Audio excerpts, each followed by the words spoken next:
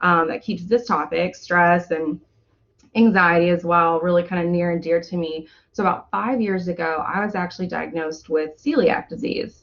And that's an autoimmune condition. It's something that, like, according to my doctor, it was just mapped in my DNA from the moment I was made. But it just took a certain set of circumstances to flip that switch and turn it on. And for me, that happened when I was 30 years old. I'd had, within about a year span, I'd had a baby.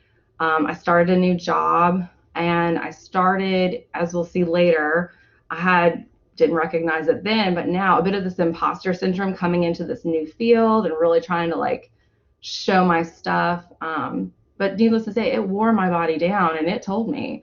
So I'm really excited to be able to talk to you guys about this kind of stuff today. And just kind of, I don't know, I think we all know, like, we want to take care of ourselves as far as stress goes, but we kind of forget. So even for those of us who know all the stuff I'm going to talk about today, or, have an idea, it's a good reminder to just be intentional and take really good care of ourselves. So that being said, let's get started. We are talking today about being our best stressed self. So we're not trying to avoid stress or run away from it. We just want to carry it well. And so my hope is by the end of the session, your name will go on the trophy, that you can walk away with a little more info, a little more investment in yourself, and feel ready to maybe make some changes. Kind of as we go into this, I want you to take a moment to maybe shift your perspective a little bit. I think stress in general tends to get kind of this bad reputation of something we want to avoid. It's this bad thing. We want to control it. We want to manage it. So recognizing its true purpose, I think, is really important. It's there to protect us. It's there to alert us something's not right. So it's helpful. It's there to take care of us. Just a quick kind of outline of some of these talking points today and the things that I want to hit on and hope you guys take away from this. We're going to talk a little more about that purpose of stress, right? We want to look at kind of knowing your signs. What are the symptoms? How do I know, like, okay, I'm getting to a bad spot. I need to take a step back. What are some traps and pitfalls that we might find ourselves kind of stepping into, some ways that we might be inviting stress into our lives? And how do we listen to ourselves? How do we take care of ourselves for the future? Okay, so when I think about stress as a protector, I don't know if any of you guys have ever owned a toy breed dog or been around one, a Chihuahua, a Yorkie, anything like that. But Britt, thank you. They are the most fearsome protectors that money could buy. They bark at everything. A better alert system does not exist. They are feisty, yes. And at the end of the day, if you don't listen to what he says, like, okay, he might nip, he might bite at you a little bit, but he's there to protect you and take care of you. So this little guy is going to follow us through our presentation today. When we think of stress, I want you to think of who I have now dubbed Percy. I have to name everything. It's just a weird quirk, but this is Percy, and he's representing stress for us today. So we can remember that it's not there to be our enemy. It's there to protect us and alert us.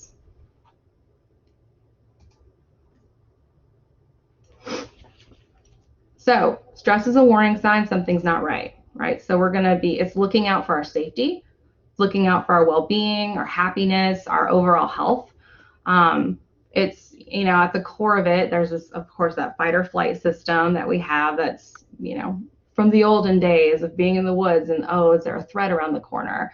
Well, now we've adapted it to other things, modern society, but at the end of the day, it still feels the same. It does the same things. And quite frankly, it's uncomfortable. I think that's why it gets such a bad reputation, is we really don't like to sit with that. We don't want to feel those things.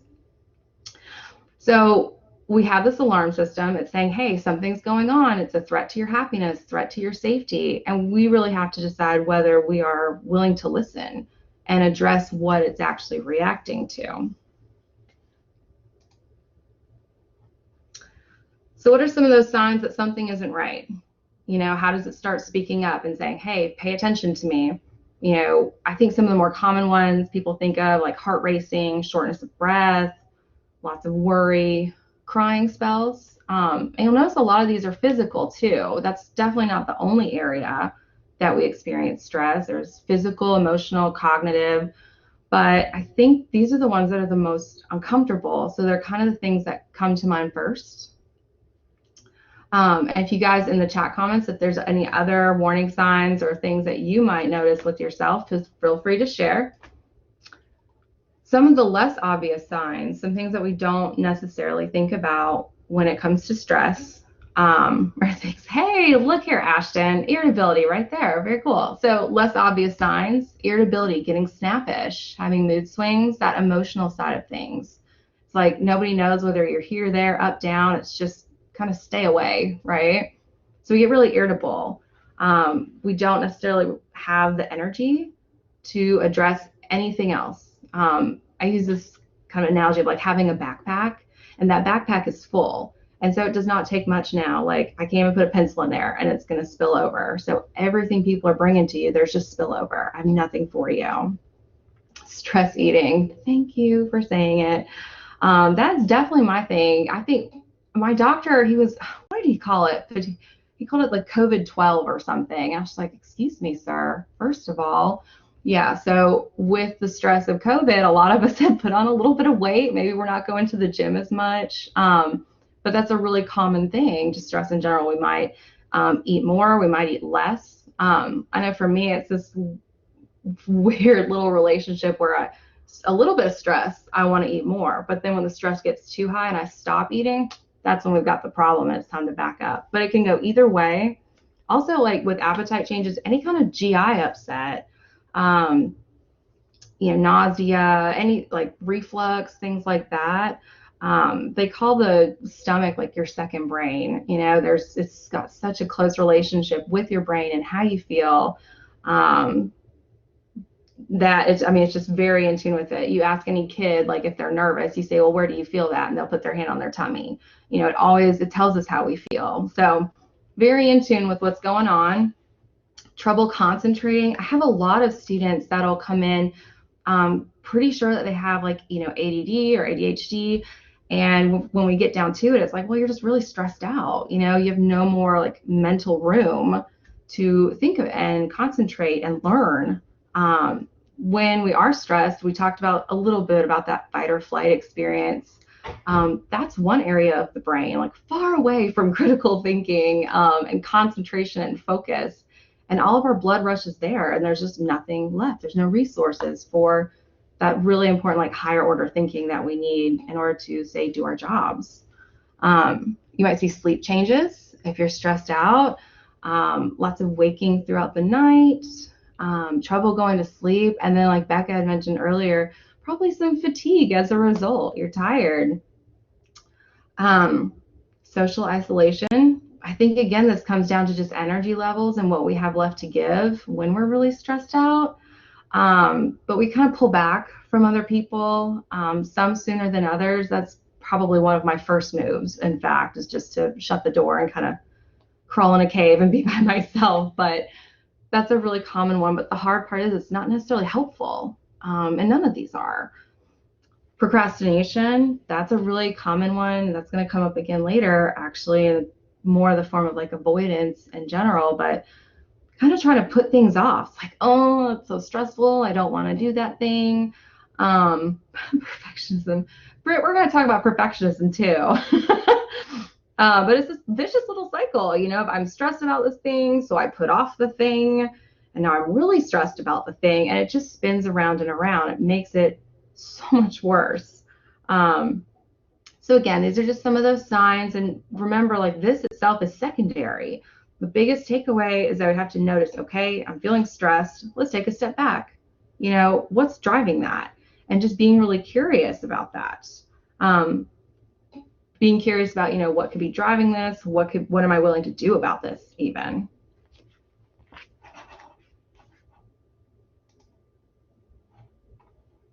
Okay. So let's take a closer look at what this stress response, sweet little Percy over here, is alerting us to. And we call those stressors, right? So for this person, there might be an overwhelming to-do list, right? Or another stressor could be an argument with a significant other. feeling unappreciated at work, kids, there are no specifiers there, just kids, period, goes on there. Car broke down. These are all good examples of what would be a stressor. So with this, in a perfect world, maybe these things would come along just like one at a time. You know, I have a to-do list. Okay, I'm going to deal with that. And then this other thing happens. We get plenty of time to recover in between, right? But that's the perfect world. That is not our world that we live in. And these, so if it happens all at once, that stress response gets bigger. You know, one person turns into five. You know, it's bigger, it's louder, more distracting, more consuming. So it's pretty noisy and, just like I said, bigger. So it's a pretty good example of a really bad day, right? This list of things. That day sucks, quite frankly. So this is one bad day. I want you guys to be thinking about, what is it like when those bad days are happening all the time? You know, we're talking about recovery in a day, but then we're talking day after day after day after day with no break, no reprieve. That gets pretty unhealthy after a little while. So I want to do a quick poll. Becky's going to get that set up for us. And I just want to get kind of a pulse for how everybody's doing in general. How well are you coping with the stressors in your life?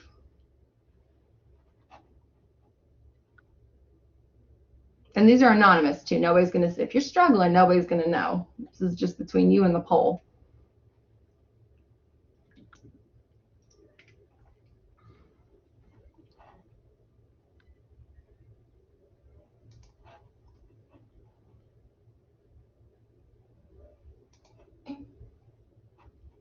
Can everybody see that where it popped up? You can just kind of click on whichever answers feel relevant for you.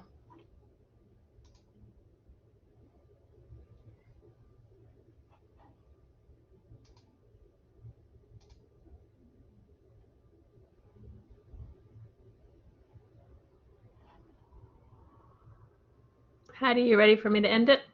Yeah, go ahead. Okay, so we've got some people, oh no, I think, okay, there it is.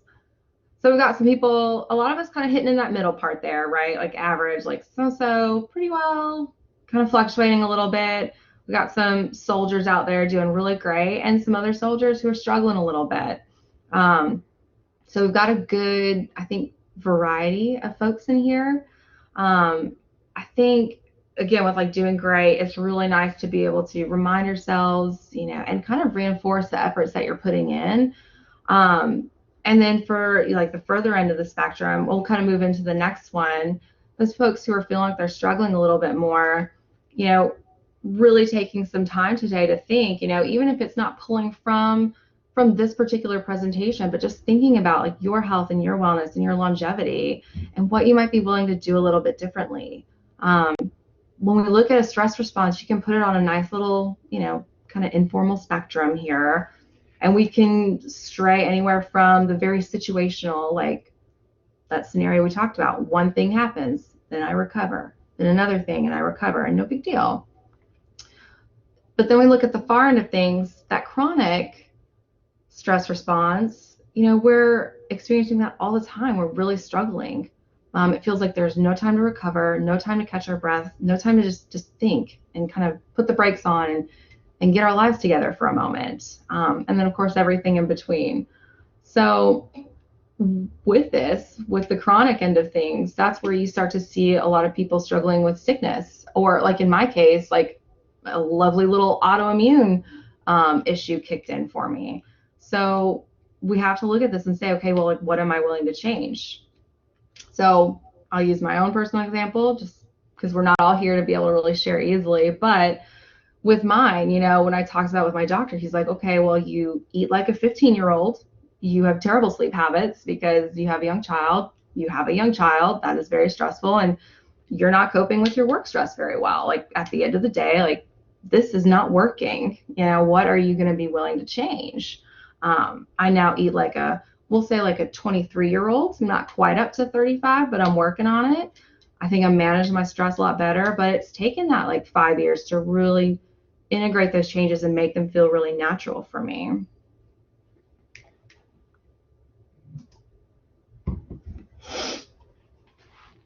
Okay, so we've looked at kind of stressors versus stress. The hard part with this is like stressors are inevitable. This is a part of life. We are going to encounter things every single day that are going to cause little spikes of stress. Oops, there's a threat to something. Oh, there's something scary. We're going to have that every day, but it's just about, again, do we recover effectively? Do we have enough time in between those stressors to recover effectively?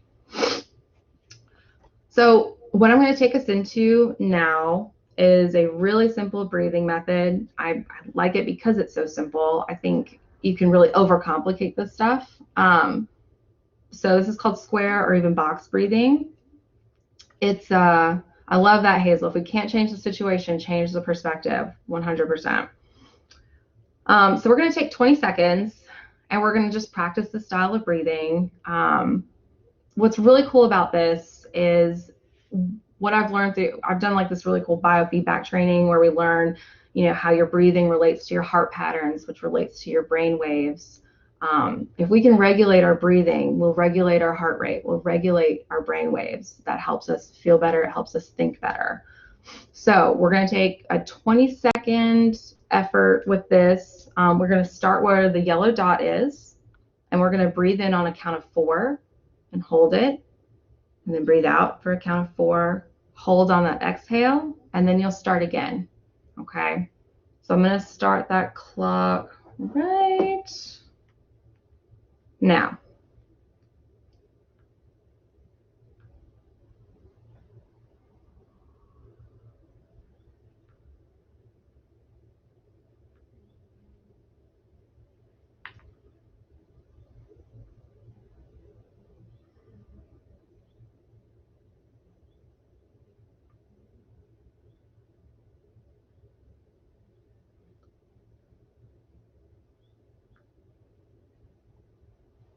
Okay. So hopefully everybody was able to do that and kind of feel that. If it was challenging for you, maybe think about why. Was it hard for me to focus on this? Was it hard for me to breathe in that steady rhythm that I was trying to find? And work through that. Give that some attention and effort, because this is something really great that we can pull out whenever we need it. I mean, we're never without that ability, right? The reality is breathing going to fix everything? No, it's not. And that's okay. But what it is going to do is it's going to give us a second to calm it down and think clearly. When we are feeling stressed, when all those emotions are going on, we are not thinking our best. And this just gives us a minute to be like, okay, let me center myself. Let me just be with my breath for a minute. So I can figure out like how I need to move here, what exactly I need to do. It's funny, even in my house, my kids are learning about the power of breathing, in the sense that whenever mommy needs to stop and take a breath, we need to maybe go away for a second. So even my 2-year-old says, uh-oh, mommy mad.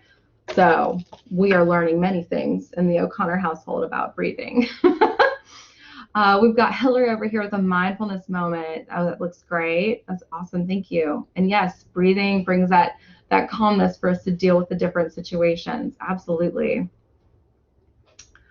Okay. So what we have to do here, we've taken a breath, reined it in, centered ourselves just a little bit, and now we say, what is my stress trying to tell me? What is going on here? With when we go back, we talked about the stressors versus the stress, the two different things here. We stress has done its job.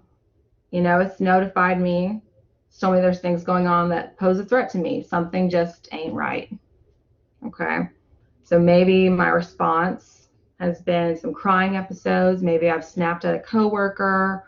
And now I pulled my phone out and I'm escaping. I'm going to Instagram land. I'm done. At any point here, it's up to me. I've got to recognize that I'm not in a good place. Percy's barking. There are some important things in my life that just aren't right here.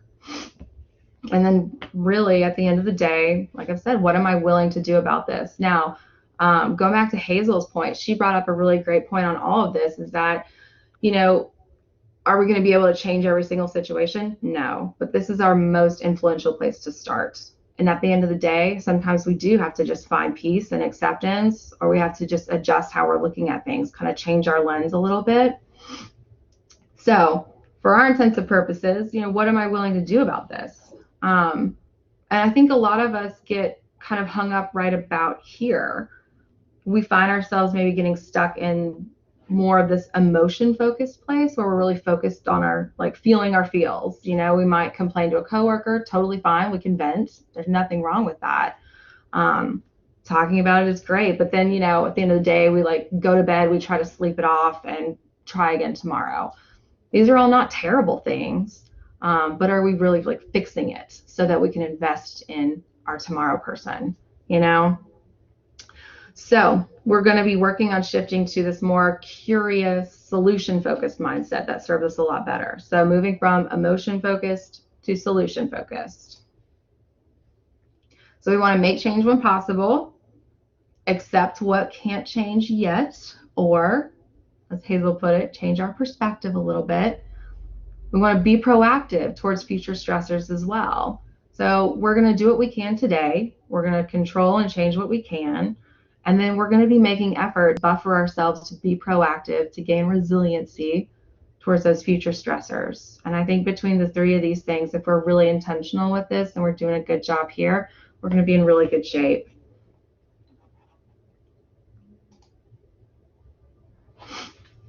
All right. So we've got the stressors over here. It's the same ones. We're just keeping it simple. That overwhelming to-do list, the argument with the significant other, unappreciated work, the kids in general, the car broke down.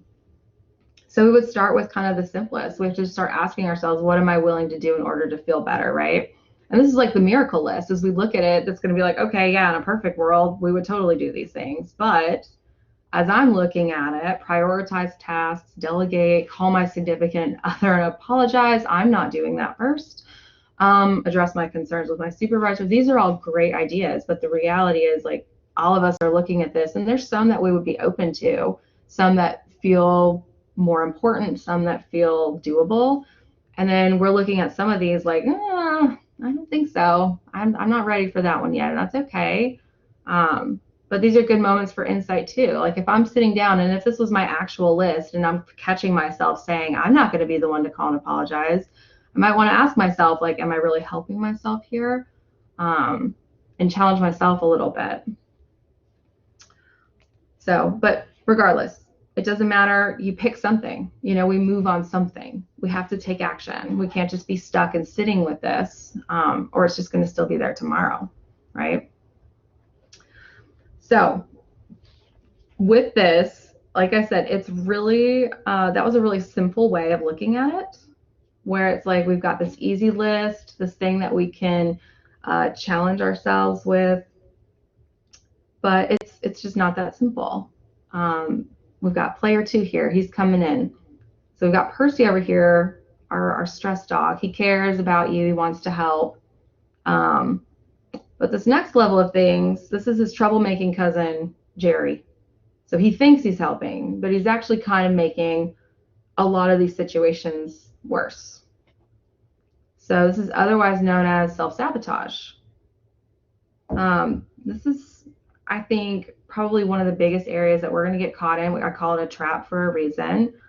I'm going to, as I go through these, you guys, Jerry, and what's funny? I don't know if anybody on here watches Parks and Rec ever, but I realized this morning as I was kind of looking over everything, I was like, oh my God, Jerry, Parks and Rec Jerry. Anyways, Jerry Gergich or whatever. So anyways, I guess it's just stuck in my unconscious there. But anyway, so there's a lot of different ways that we can trap ourselves into really kind of inviting that stress, almost like rolling out the welcome mat. Come on in, have a seat, and I'm going to do this over and over and over again until maybe it makes me sick, right? Or it starts to wreak some real havoc in my life. I mean, I mentioned earlier with them. Becky, I appreciate your honesty. That's beautiful. I mentioned earlier the kind of this imposter syndrome situation. And I don't even think they had it coined that way 5 years ago when I first started, really or 6 years ago when I started working. My first professional job, it was here at VSU, but it's when you're, starting new roles, you're feeling underqualified, and we put this extra pressure on ourselves to like prove our worth almost. Like, look how hard I'm gonna work. I'm gonna show you guys I should be here. And it's almost like we're digging a grave in a way. I lasted a year before my body was just like, no, we're done. But kind of coping with that. That's the important part, right? Like we're all going to recognize, we're going to recognize these in ourselves. But at the end of the day, again, it's like, what am I willing to change here? How do I want to address this? These are bigger than than modifying my to-do list, right? These are a bigger deal. So with that imposter syndrome, I might want to work on like recognizing like, okay, this is happening. It's not helpful. Boosting yourself, having some compassion for yourself, and maybe adjusting your values at work a little bit. Get a buddy system going, like try to build each other up even. So kind of moving on, like people pleaser, that one, I hear that one a lot, whether it's with colleagues or even with the students that I work with. Just almost feeling like I'm just here to make other people happy. It's like, well, whoa, that's absolutely not the case, and a direct path to burnout. Like that's the easiest way to get there. This person, like if you're really focused on people pleasing, you're way going to overextend yourself. I can be everything to everybody all the time. I have got this. Yeah, it's, when it's your job description too, like, I don't know. Well, yeah, probably I could see some of those jobs here at VSU being to kind of people please, but I guess we have to know too, like, is it working for me? Those are like the bigger level changes even that we might even have to make. If we're suffering because of the people pleasing, like, is this the right thing for me? With perfectionism, that one, it starts with good intent. I think that's what's so challenging with it. It starts in a good place. Who doesn't want to do a great job? Like, we want to encourage our children to do that. Like, it's not a bad thing. But at some point, it kind of like morphs a little bit and it turns into this. The standards of perfectionism are just unattainable. We were always disappointing ourselves if we're so focused on it has to be perfect. And so I know easier said than done, but we have to take a kinder, more forgiving look at how we act and what we do, and kind of change that inner dialogue to, how can I get things done without that heavy burden of perfectionism? Fake it till you make it is a real thing, Hillary. Absolutely. I feel like, it's like there's this old thing from my psychology classes where it's like if you put a pencil between your teeth and it kind of forces the muscles of your face to take on like a smile, and then you'll actually find yourself doing it. It'll just kind of follow suit. So I think it's kind of like that. Over engagement. This one was actually kind of a new, I hadn't even heard it phrased this way before, but it's this idea of like over pouring yourself into like one or two areas of your life. Commonly maybe going to be like work or family. But I think so you've poured yourself in here, and like there's these other parts, there's yourself that gets neglected. There's other areas of your life that gets neglected. So with this, balance and boundaries, or again, like we're going to be stressed out to the max all the time because we're giving everything to everybody else. There's no balance here. Unhelpful thinking comes in the form of, there are deeper levels to this. If we could take a whole other segue into things like, irrational self-talk and things like, but I was like, this is an hour-long lunch discussion. I don't think we need all that. But at the end of the day, if we're focusing on like the problems that we have, as opposed to being curious about the solutions for those problems, we're not going to be in very good shape because it's always going to be there. Nothing will ever change. It will not get better. We have to take some of that rigidity out of how we're looking at things and allow ourselves, again, just that curiosity, and a willingness to change. And I think for some of us, it goes beyond willingness. It's like readiness. some like myself, I talked about the celiac, and that's, I can't eat gluten, which in doing that, it actually has made me a healthier person than I was, before I had that diagnosis, which is interesting. So, for me, it took that kind of slap in the face, that, oh my gosh moment. But hopefully not everybody has to get there. We want to be able to just do it because we want to, not because we have to. And then with avoidance, you were talking about procrastination earlier, but I mean, there's a bigger realm with avoidance. There's like, I can procrastinate a little task. I can like drive to Jacksonville instead of like being home and doing things that I need to do. Like avoidance can be very big or very small. It's tricky because like in the moment it feels better, and we might even get a rush because it's like, haha, I'm going to do what I want to do, and I'm not going to do that thing I have to do. And then again, we get that cycle of like, I didn't do the thing. Now it's all building up. Now I have more things and people are mad at me. It spirals. But this is like one of the most common things that we do. Our students, especially, I see that a lot. No judgment because I did it too. But regardless, this is one of those things that we've got to catch ourselves doing and being like, okay, what am I running from? Like, why is this feeling so scary to me? One caveat to that, and I guess I'm kind of curious what other people think about this, but I find myself using kind of a productive avoidance as a tool. And you have to hear me out because there's a difference between being productive and avoiding and like, I don't know, cleaning your house from top to bottom, like taking a whole day to do something. But I find if I've got like a task at work that I'm just dreading, I don't want to do it, I'll clean my desk off instead, and then that's about 10 to 20 minutes. I feel productive. I feel a little bit energized. Okay, now I can do the thing, but I needed to do something that like I wanted to do, I guess. Productive avoidance for me, like you're never going to hear me say, okay, I'm just going to take a couple minutes.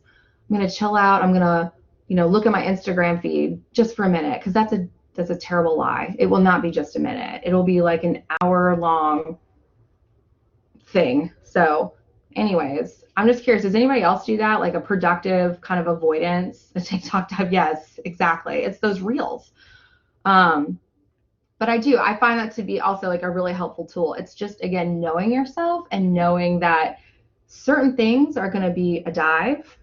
I'm going to go down the hole of YouTube, but some things are going to be helpful. It's going to launch us into doing the next thing. So I feel like that is a good thing, but avoidance in general is rough. A category on my phone called Time Sucks. Yes. So it's probably like where my Instagram would go and the Facebook. Yes. Beverly up there, I saw your question. What are tips for getting out of the spiral when you've already let it pile up and worry others are angry? Okay, yes. So this one is hard too because now you're putting a pressure. I'm going to bring that back up so I can keep yours. Okay. This one's tough because now you've got this pressure you're putting on yourself, right? Nobody's necessarily said they're angry at you, but in my head, like everybody's noticing, everybody's angry. That might not really be the reality. And I think that's one of those places we have to give ourselves that grace kind of to step back. We give ourselves compassion and understanding like, okay, this is where I'm at right now. I think the pressure of I should have done it, I should have done it better, should have done it sooner, that just drags us further and further and further down. It makes it harder. We have to let go of those shoulds and wishes and what I could have done. We say, this is where I'm at. This is what I have. Okay. What can I do with 10 minutes? Make it small, make it feel a little bit achievable, and kind of go from there. There might be a moment if it's work things, say Beverly, it might be like, should I have delegated some of this? Should I have asked for help with some of this? Do I have a supervisor I can trust that I can reach out and say, hey, I'm bogged down. I need a little bit of help here. Those are ideas and options, but like I think the biggest thing is taking that pressure off of yourself. It is not helping, and saying, again, like keep it simple. What can I do in 10 minutes? And kind of, I would say just going from there, really. That happens to me like at least once every couple of weeks. I feel like time management is something I'm always trying to do better with. But, and I think I will pride myself on, I do keep a good attitude about it. I'm not going to beat myself up. Like, it's a struggle. Life is busy, Beverly. I'm sure your life is busy too. There was a reason that you got behind. Okay. Again, forgiveness and kind of permission to move forward, because we get very, very stuck. So we got comments here about setting an alarm. That's awesome. I always feel like people are waiting on me. Yeah. And again, Jordan here, that's that perspective, that lens, right? We're putting this pressure on ourselves, unless somebody's popping in your door and saying, hey, I've been waiting for an hour for this or whatever. Like, okay, if it's a big enough deal, they would have come and said something. So giving ourselves that grace in that room. I'm glad that helped, Beverly. Okay, so kind of moving into what would be like that proactive response for the future. So we had this list of stressors. I know I got myself bogged down. I've got this big to-do list. I don't know how this happened again, but here I am. We've got the argument, the work, the kids, the car. So some proactive responses for the future. I did what I could today. I'm real proud of myself for that. I'm real happy with that. Why is my to-do list so overwhelming? Why does that keep happening? And I'm not coming at it from a place of judgment. I'm curious, right? How can I help my future self with this? Because I really want to. So maybe I'm saying yes too much. You work on saying no, right? I've got poor time management. I'll own that. Research new methods. I would love to do that. Should I be delegating or partnering up on some of these things? Probably okay, yes. Do it or dig in a little and figure out why not. With each of these things, I guess it came up for a reason. I use the examples for a reason. These are all things that I've worked through at some time or another. These are hard things. If it's not natural, if it's not something that's automatically comfortable for you, it's hard. It takes work and intentionality and change. And I will say that actually VSU, with all the EOD courses, like Leadership Academy, all those opportunities that we have, take advantage of it, because I'm looking at this, I'm like, 5 years ago, like those would have been a lot scarier, but it's taken a lot of legwork. And again, VSU has had a lot to do with that. Hazel, you got kind of talking about some SMART goal stuff here. Keep you from being overwhelmed. Yes. Oh, goodness. I feel like okay, Hillary, yes, if I'm not the one doing most of it, it won't ever get done. You want to be the hero, right? I have to do it. It's just me. And that's, again, like a lot of pressure here. If we have people around us, like, let's flip that. Are you saying like the people around you are incapable, right? And we want to have capable people around us, and we probably do. I like that, Laura. Self-care sharpens your blade to cut the firewood faster. Yes. And perfection, yes, Hillary, that's what it comes down to, girl. So yes, anyway, so taking this proactive look at things like, okay, I hit a snag, I had a really stressful day, it was kind of crazy. It feels like it's a lot to take a look at every single one of these things, but a lot of times if we're experiencing stressors, we're probably experiencing a lot of the same things kind of consistently, or at least the same themes. Like time management, consistent theme for me. Something I actively try to work on and try to give myself a lot of grace with that. But I think as you guys take a look at your lives and what might be causing some trouble, just think like, are there some themes here? Is there some areas that I'm just consistently having the same stress in, and what should I do? Like there's this argument with a significant other. Is this a trend? Are we arguing a lot? Do we maybe need to look at counseling or communicating a little bit better? Do I need to let go of some things? Feeling unappreciated at work, the stuff with the kids, car breaking down. Do I need to start a savings account for a new car? It feels good to take action on these things. Even to just say like open the savings account and I'm going to put money in it tomorrow. Like taking action. Stress hates. We love taking action. It is about the only way we're going to take care of this stuff. It's the only way we're going to really kind of get where we want to go. Okay, so it's kind of my last point here. We talked about like proactive approaches, being really intentional with making change so that, we can invest in our future selves. But here's some buffers as well. These are what, we call them self-care, whatever you want to call them. Either way, they're going to buffer us against how heavy those stress responses hit, right? So it's going to make the bark a little bit quieter when it comes. So taking care of our physical health, not eating like a 15-year-old. We need to eat like grown-ups and be healthy and have our lovely Dine and Discover meals.